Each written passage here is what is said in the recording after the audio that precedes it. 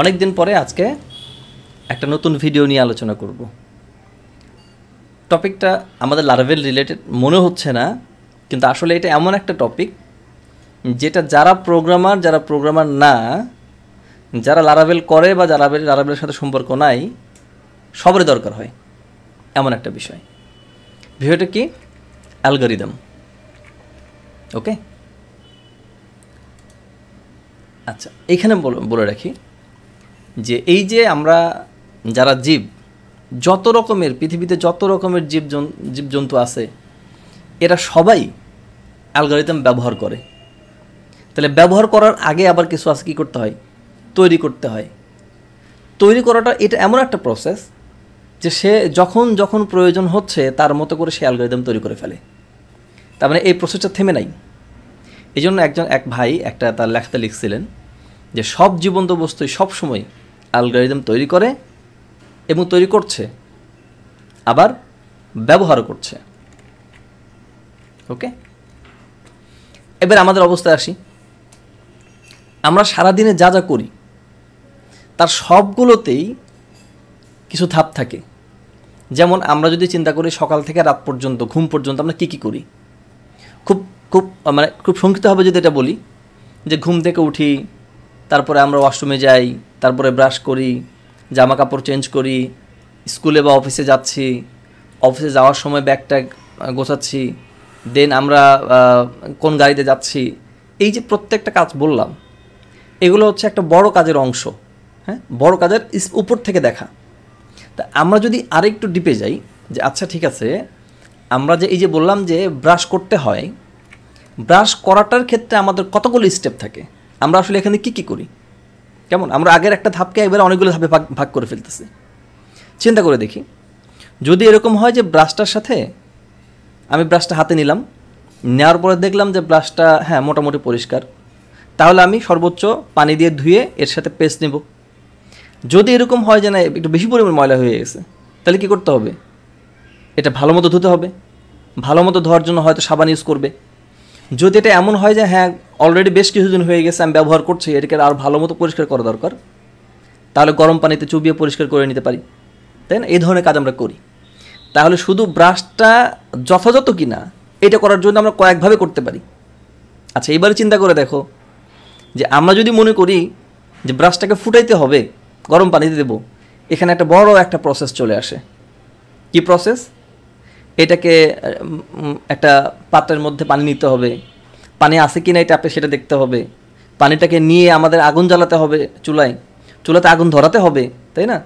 তারপরে এই পানির মধ্যে এটা দিতে হবে, এত সময় পরে গিয়ে আবার সেটাকে অফ করতে হবে। মানে এটা অনেক প্রসেস। তার মানে কি, একটা ধাপকে আমরা বড় ধাপকে একটা ছোট ধাপে নিয়ে আসছি, ছোট ধাপের মধ্যে আরও কতগুলো ধাপ নিয়ে আসছি, তাই না? আচ্ছা, তাহলে আমি শুধু ব্রাশটা হাতে নেওয়ার পর্যন্ত এ পর্যন্ত গেছি।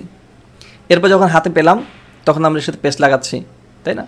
পেস্ট লাগানোর পরে আমি দাঁত কীভাবে মাজতেছি সেটা একটা বড় ব্যাপার। কেউ হয়তো বা আগে পিছিয়ে মাজতেছে, কেউ আর উপরে নিচে মাজতেছে, কেউ বা সব দিক থেকে মাজতেছে, আবার কেউ প্রয়োজনে মাঝখানে কুলি করে নেয়। সব শেষে আমরা কী করি? ব্রাশটাকে ধুয়ে আবার সুন্দর করে রেখে দিই। তাহলে আমরা আগের যেটা দেখছিলাম সেটা হচ্ছে সারাদিন ব্যাপী আমরা কী কী করি তার একটা অনেকগুলি স্টেপ দেখছিলাম, সম্পূর্ণ দেখিনি, কয়েকটা স্টেপ। আর এখানে আমরা দেখলাম শুধু ব্রাশ নেওয়ার জন্য আমরা কত কিছু করতে পারি, কতগুলি ধাপ হইতে পারে। ঠিক আছে না? বাস্তবে এগুলো আমরা প্রায় রেগুলারলি করি, আমরা রেগুলারলি এই কাজগুলি করি। এবারে আমাদের ইন্ডাস্ট্রির অবস্থা কি? এই যে আমরা যারা আইটিতে কাজ করি, প্রোগ্রামার হিসেবে চিন্তা করছি, তাদের অবস্থা কি? আমরা মাঝে মাঝে এগুলো আমরা ফেস করি। কি হয়েছে? যে ফেসবুকে কোনো পোস্ট দিলে সেটা রিচ কম, কোনো ভিডিও দিলে সেটা রিচ হচ্ছে না। একসময় দেখা গেছে যে হ্যাঁ আমাদের কোনো একটা পোস্ট পাবলিশ করলে, কোনো ভিডিও পাবলিশ করলে হিউজ পরিমাণে ভিউ হইতো, এখন আর সেটা হয় না। এই যে হয় না বা আগে হতো, এটা কার উপর ডিপেন্ড করে? আবার যারা ব্লগার তারা এই কথাটা মাঝে মধ্যেই বলে, বিশেষ করে ব্লগিং যারা নিয়মিত করে, তারা কি করছে? যেমন আমি বেশ কতগুলি জায়গায় দেখছি, বিশেষ করে 2012-তে বড় একটা চেঞ্জেস যখন গুগল নিয়ে আসলো, অনেক টপ র্যাঙ্কিং ওয়েবসাইট ধাম করে নিচে পড়ে গেল, রাইট? এখনও হয়। যেমন আমার এক ফ্রেন্ড আছে, রিসেন্ট আমাকে বলছিল যে ওর 6 মাস আগে কি একটা আপডেট আসছে যার কারণে ওর ওয়েবসাইট থেকে এখন তার ইনকাম আসতেছে না, অথচ ওয়েবসাইট থেকে সে কম বেশি প্রায় $500 মতো সে ইনকাম করতো। তাহলে এই যে ঘটনাগুলি ঘটতেছে এর পিছনে কি আছে? যেইটা আছে সেটা হচ্ছে অ্যালগরিদম। ওকে, যা কিছু বললাম এ সবই হচ্ছে মূলত অ্যালগরিদম। আসলে জিনিসটা কি, অ্যালগরিদম জিনিসটা আসলেই কি? সহজ বাংলায় যদি বলা হয় যে তুমি একটা কোনো বিপদে পড়ছো, সাপোজ তুমি একটা বিপদে পড়ছো, বিপদ থেকে নিজেকে কতটা ভালো মতো তুমি বের করতে পারতেছো, যেই পন্থাগুলি তুমি নিতে পারবা তার মধ্যে বেস্ট একটাকে নিয়ে নেওয়া, সেটাকে এক্সিকিউশনে যাওয়া, সেই যে তুমি কিভাবে নিলা, এটাই হচ্ছে একটা অ্যালগরিদম। এটা হচ্ছে খাঁটি বাংলায়। আর যদি আমরা একটু বইয়ের ইয়াতে বলি তাহলে হচ্ছে এরকম যে কোনো একটা সমস্যার সমাধানকে ধাপে ধাপে ভাগ ভাগ করে লেখার যে স্টাইল বা চিন্তার যে অবস্থা, এটাকেও আমরা অ্যালগরিদম বলতে পারি। যেই কোনো সমস্যা আসলে সেটাকে যদি আমরা ধাপে ধাপে ভাগ করে নেই তাহলে কাজটা সহজ হয়ে যায়। আমার কাছে কাজগুলিকে একেবারে খুব স্পষ্ট দেখতে পাই যে এই কাজের পরে এই কাজ, এই কাজের পরে এই কাজ করতে হবে। এই যে জিনিসটা অ্যালগরিদম, এই শব্দটা কিন্তু আসলে সেই অনেক আগে থেকে আমরা ব্যবহার করি, মানে এই কনসেপ্টটাকে অনেক আগে থেকে ব্যবহার করি, বা লিখিতভাবে একজন মুসলিম গণিতবিদ এটাকে ব্যবহার করেন, যার নাম হচ্ছে মোহাম্মদ ইবনে মুসা আল খাওয়ারিজমি। এখন আসি, আমরা যারা নবীন কাজ শিখছি বা যারা অলরেডি কাজ করতেছি, তাদের এই ইন্টারভিউ এবং ওয়ার্ক, এই দুই জায়গাতেই অ্যালগরিদম বড় একটা ভূমিকা রাখে। ইন্টারভিউতে এখন বিভিন্ন সময়ে আপনাকে একটা প্রবলেম দিয়ে বলা হবে এটা কীভাবে সলিউশন করা যেতে পারে। সো ওই প্রবলেমের আপনি কতভাবে অ্যান্সারটা দিতে পারতেছেন, আপনি যদি বলেন যে এরকম যে এইভাবে এটা সলিউশন করা যায়, কিন্তু এর মধ্যে আমার কাছে এই কারণে এইটা হচ্ছে বেস্ট অপশন, তার মানে আপনার গ্রহণযোগ্যতা অন্য অন্য যতগুলি ইন্টারভিউ দেওয়ার জন্য আসছে যত ছেলে পেলে তার চেয়ে আপনার গ্রহণযোগ্যতা বাড়বে, বিকজ অফ আপনি আপনার অবস্থানটাকে ক্লিয়ার করছেন, আপনি অনেকগুলো দিক চিন্তা করছেন, দেন আপনি তাদেরকেই বলতেছেন যে এই অপশনটা এই কারণে বেস্ট, তার মানে আপনি থিঙ্কিং পাওয়ার আপনার ভালো। এখনকার সময়ে বড় বড় ইন্টারভিউ যেখানে হয় বা বড় কোম্পানিগুলোতে, বিশেষ করে ফাং যেটা আমরা বলি, ফেসবুক, ইউটিউব বা এই জাতীয় যেগুলো আছে, এইখানে সবচেয়ে বড় এবং বেশিরভাগ পরীক্ষা হয় হচ্ছে অ্যালগরিদম বা ডাটা স্ট্রাকচারের উপরে। এবং তাদেরকে সরাসরি প্রোগ্রামিং বিষয়টা না, তাদের মূল কনসেপ্টটাই হচ্ছে আপনি সমস্যা বুঝতে পারছেন কি না, সমস্যাটা সমাধান আপনি কত সহজে করতে পারতেছেন বা কত কম সময়ের মধ্যে আপনি করতে পারতেছেন। ইভেন ওই সব পরীক্ষাতে সাধারণত দেখা যায় যে কোড করতে হয়তো বা 30 বা 40% টাইম লাগতে পারে, বাকি 70% বা 60% দেওয়া হয় শুধু চিন্তার জন্য। এটা গেল ইন্টারভিউ লেভেল না। আর কাজের ক্ষেত্রে এটা আরেকটা, আপনি যখন কাজে চলে আসলেন তখন এবার হয়তো আপনাকে নির্দিষ্ট কোনো ল্যাঙ্গুয়েজ দেওয়া হচ্ছে, কিন্তু থিঙ্কিং প্রসেস সবসময়ের জন্যই সাধারণত একরকম হয়ে থাকে। ওকে, সো ওয়ার্কে যখন আপনি যাবেন, যখন কোনো কমপ্লেক্স সিচুয়েশন আসবে, তখন বড় কোনো সিচুয়েশনকে আপনি সরাসরি কোড করতে পারবেন না। এই বড় কোনো মডিউল বা বড় কোনো পার্ট যখন আপনি ডেভেলপ করবেন, তখন ডেফিনেটলি আপনাকে ওই পার্টের আগে বুঝতে হবে যে কোন পার্টে আপনি কাজ করছেন, সেটার ইম্প্যাক্ট কোথায় কোথায় হতে পারে, সেই রিকভারিগুলো আপনি কী করে করবেন, বা এইটা আরও কতগুলো ধাপে আপনি কাজগুলো সম্পাদন করবেন। বিশেষত যদি আপনি এরকম হন যে আপনি সিনিয়র একজন মনে করেন, তাহলে আপনি বড় একটা মডিউলের কাজ আপনাকে ভাগ করে দিতে হবে। সো এই যে ভাগটা আপনি করতেছেন, এখানেও একটা অ্যালগরিদম থাকবে যে আপনি এই পার্টের ডিপেন্ডেন্সি এখানে থাকতে পারে, সো এই পার্ট আগে আসবে, এই পার্ট আমাকে করবে, এই পার্টটা আমাকে এতদিনের মধ্যে শেষ করতে হবে, দেন এই পার্ট। দ্যাট মিনস আপনি ইন্টারভিউতে বলেন বা অর্কেই বলেন না কেন, আপনাকে ডেফিনেটলি অ্যালগরিদমের উপরে থাকতে হবে। আপনি যত ভালো রকমের অ্যালগরিদম, ডাটা স্ট্রাকচার এগুলো বুঝতে পারবেন, নিজেকে ততটাই অন্য সব কম্পিটিটর চাইতে আলাদা করতে পারবেন। এবার আসি, আমরা খুব সহজে যদি বলি আমরা কি করি, আমরা আসলে ডাটা ইনপুট নেই, ডাটাটা প্রসেস করি আর আউটপুট দিই, এই হচ্ছে আমাদের কাজ, তাই তো? কিন্তু এইখানেই যদি আমরা এটা একটা উদাহরণ নিই, ধরেন আপনি দুইটা সংখ্যার ভাগ করবেন, এটা সিম্পল একটা কাজ, দুইটা সংখ্যার ভাগ করবেন।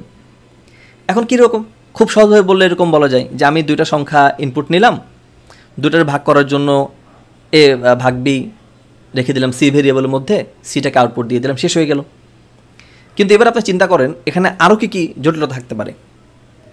প্রথমত, আপনি যখন ইউজারকে বলতেছেন তুমি ইনপুট দাও, সে কি নাম্বার ইনপুট দিল নাকি ক্যারেক্টার ইনপুট দিল, সেটা একটা বিষয়, রাইট?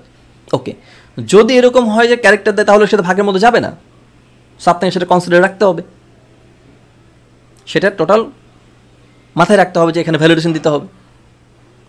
দ্বিতীয় হচ্ছে, আপনি যখন ভাগ করতে যাচ্ছেন, এই ভাগফলে, এখানে ভাগফলে একটা বড় কথা আছে, এরপরে বলছি।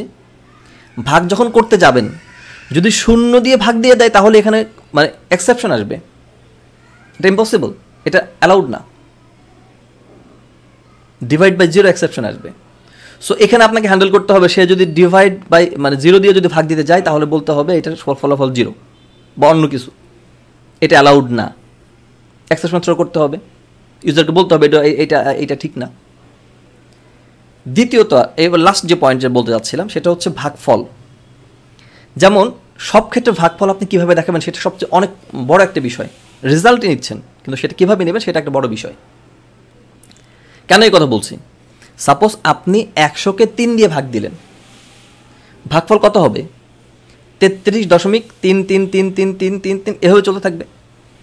এখন আপনি যদি আলটিমেটলি এরকম চিন্তা করেন যে এইটা তো একটা অকওয়ার্ড সিচুয়েশন দাঁড়ায়, কীরকম? আপনি যদি এই ভাগফল যেটা আসছে এটাকে যদি আপনি আবার 3 দিয়ে গুণন দেন তাহলে সেটা কখনোই 100 আসবে না।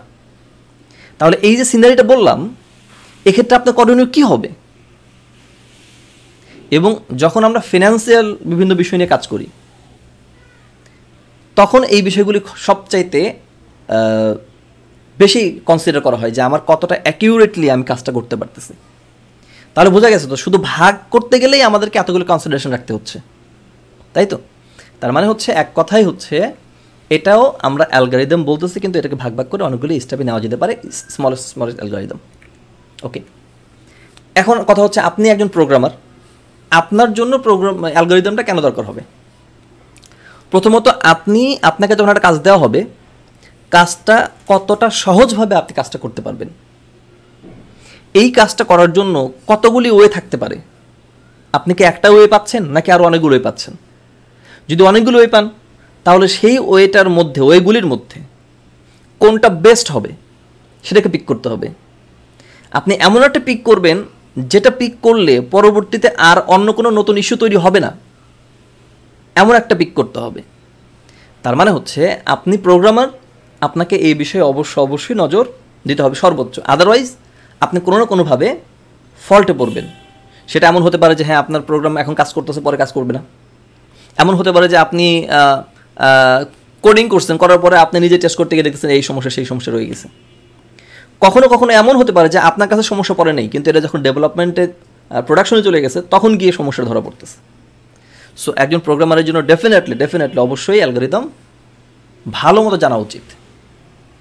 আমরা যারা কাজ করি তারা অনেক রকমের অ্যালগরিদমে কাজ করি, তার কিছু এখানে উদাহরণ দেওয়া আছে, যেটা আমরা অনেক বই পুস্তকেও পাই বা বিভিন্ন ওয়েবসাইটেও পাই। সার্চিংয়ের অ্যালগরিদমগুলি আমরা খুব বেশি ব্যবহার করি, হ্যাশিংয়ের অ্যালগরিদম, স্ট্রিংয়ের অ্যালগরিদম, এগুলো আমরা সাধারণত ব্যবহার করি। আর এক্সেপশন কেসে আমরা গ্রাফের উপরে কাজ করি বা ট্রি ট্রাভার্সালের উপরে কাজ করি, বা বড় কিছু হইলে তখন আমরা সাধারণত দেখা যায় ডিভাইড অ্যান্ড কনকোয়ার রুলসের উপর কাজ করতেছি, তাই তো? এগুলো হচ্ছে কমন টার্ম। এবারে আমি যেটা বলবো সেটা হচ্ছে আমার ভিডিও কন্টেন্টের ডেসক্রিপশনে আমি কিছু বইয়ের রেফারেন্স আর কিছু ওয়েবসাইটের লিঙ্ক দিয়ে দিব। আপনারা যদি ইচ্ছা করেন তাহলে সেখান থেকে আরও তথ্য নিয়ে আরও অনেক স্টাডি করতে পারবেন। আজকের মতো আলোচনা এখানেই সমাপ্ত। আশা করছি ভালো লেগেছে। সকলকে বলবো লাইক করবেন, শেয়ার করবেন, কমেন্ট করবেন। ওকে, থ্যাংক ইউ। আসসালামু আলাইকুম।